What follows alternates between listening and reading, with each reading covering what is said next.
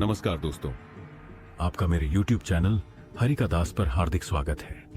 मैं आपका अपना दोस्त हरिदास YouTube के माध्यम से आपसे जुड़ने आया हूं। आज हम बात करेंगे एक बहुत ही गहरे और रोचक विषय पर। क्या आत्मा और परमात्मा एक ही हैं या फिर दोनों अलग अलग हैं? इस अद्भुत विषय पर चर्चा शुरू करने से पहले आपसे निवेदन है कि हमारे चैनल को लाइक, शेयर और सब्सक्राइब करना न भूलें, ताकि आपको ऐसे ही और गहरे आध्यात्मिक विषयों पर वीडियो मिलते रहें। तो चलिए शुरू करते हैं हमारी यात्रा। द्वैत और अद्वैत वेदांत का सामंजस्य, एक ऋषि के साथ संवाद। भारत के हरियाली से भरपूर जंगलों में स्थित एक शांत आश्रम। आश्रम के पास एक शांत नदी बह रही है और उसके पीछे भगवान कृष्ण का एक छोटा मंदिर है। चारों ओर प्राचीन वृक्ष खड़े हैं, पक्षी चहचहा रहे हैं और एक हल्की ठंडी हवा बह रही है।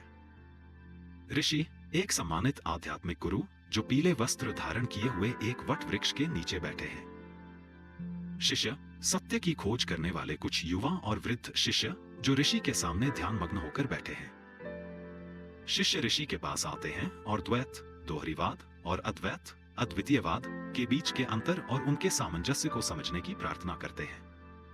ऋषि भगवत गीता का हवाला देते हुए उनकी जिज्ञासा शांत करते हैं। ऋषि मुस्कुराते हुए, मेरे प्रिय बच्चों, आज हम द्वैत और अद्वैत वेदांत के गहरे दर्शन की चर्चा करेंगे, जो सदियों से साधकों का मार्गदर्शन कर रहे हैं। बहुत से लोग इन्हें विरोधाभासी मानते हैं, लेकिन वास्तव में ये एक ही सत्य के दो पहलू हैं। आइए भगवत गीता की शिक्षाओं के माध्यम से इनके सामंजस्य को समझने का प्रयास करें। शिष्य एक, जिज्ञासा से, गुरुदेव, क्या आप हमें पहले यह समझा सकते हैं कि द्वैत और अद्वैत का मतलब क्या है?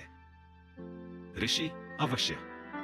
द्वैत, जिसे मध्वाचार्य ने प्रतिपादित किया, यह सिखाता है कि व्यक्तिगत आत्मा, जीवात्मा और परमात्मा हमेशा अलग अलग है। इस दर्शन में भक्ति और भगवान के प्रति समर्पण को मुक्ति का सर्वोच्च मार्ग माना गया है। दूसरी ओर अद्वैत, जिसे आदि शंकराचार्य ने प्रतिपादित किया, यह कहता है कि जीवात्मा और परमात्मा वास्तव में एक ही हैं। यह द्वैत अज्ञान, अविद्या के कारण प्रतीत होता है। आत्मज्ञान प्राप्त करके यह समझ में आता है कि जीवात्मा ब्रह्मा ही है। शिष्य दो, उलझन में, लेकिन गुरुदेव, दोनों सही कैसे हो सकते हैं?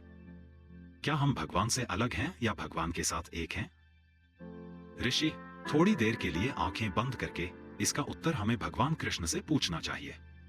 भगवत गीता के अध्याय 10, श्लोक 20 में वे कहते हैं, हे अर्जुन, मैं सभी प्राणियों के हृदय में स्थित आत्मा हूं। मैं ही सभी प्राणियों का आदि, मध्य और अंत हूं। यहां कृष्ण स्वयं को सभी प्राणियों के हृदय में निवास करने वाले आत्मा के रूप में व्यक्त करते हैं। यह अद्वैत के एकत्व के सिद्धांत के साथ मेल खाता है। फिर भी अध्याय 9, श्लोक 22 में वे कहते हैं, जो लोग निरंतर मेरी भक्ति करते हैं और प्रेम पूर्वक मेरी पूजा करते हैं, उन्हें मैं वह बुद्धि प्रदान करता हूं जिससे वे मुझ तक आ सके। यह द्वैत के दृष्टिकोण को दर्शाता है, जो भक्ति और भक्त एवं भगवान के अलग संबंध पर जोर देता है। शिष्य 3, बीच में, गुरुदेव, क्या इसका मतलब है कि हमें भक्ति और आत्मज्ञान में से किसी एक को चुनना होगा? ऋषि मुस्कुराते हुए, नहीं मेरे बच्चे, दोनों मार्ग सही हैं और दोनों एक ही सत्य की ओर ले जाते हैं। कल्पना करो कि एक नदी सागर की ओर बह रही है। कुछ लोग नदी को सागर से अलग मान सकते हैं, जबकि अन्य इसे सागर में मिलते हुए देखते हैं। दोनों ही दृष्टिकोण अपने अपने स्थान पर सही हैं। अध्याय 12, श्लोक 8 में कृष्ण कहते हैं, अपना मन केवल मुझ पर स्थिर करो और अपनी बुद्धि मुझ में लगाओ, फिर तुम निश्चय ही मुझ में निवास करोगे।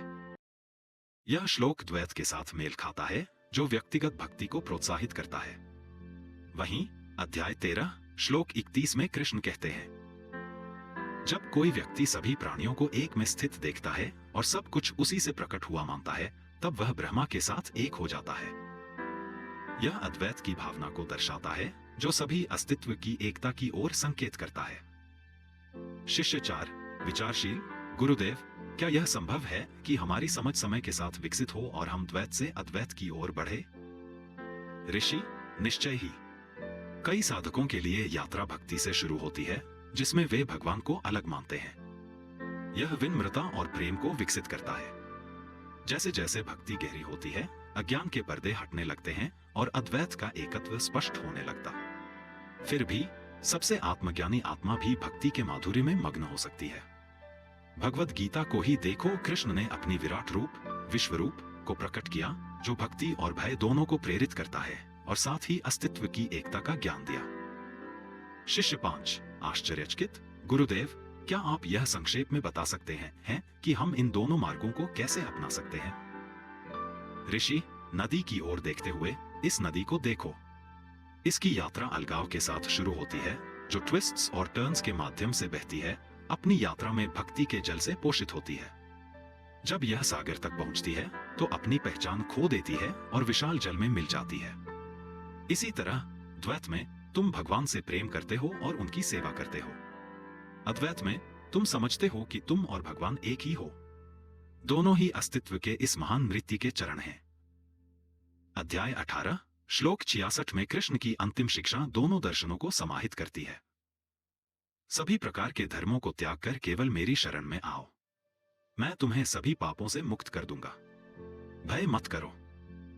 यहां समर्पण को द्वैत की भक्ति या अद्वैत की परम अनुभूति दोनों के रूप में देखा जा सकता है। शिष्य 1 हाथ जोड़कर, गुरुदेव आपकी बातों ने हमारी शंकाओं को दूर कर दिया।